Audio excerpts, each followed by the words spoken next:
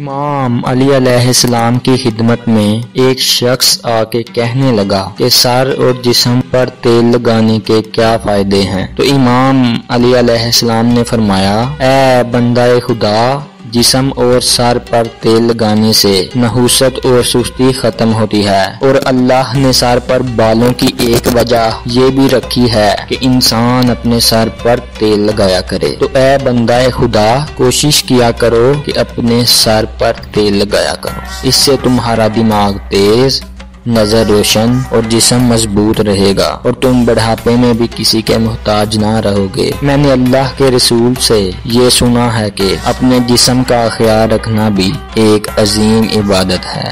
یاد رکھنا، جو اپنے جسم کی حفاظت کرتا ہے بروز قیامت اس کا جسم اس کی تعریف کرنے لگے گا۔ یوں اللہ اس انسان کو اپنے ہی جسم کا خیال رکھنے کے سبب عظیم انعامات عطا کرے گا۔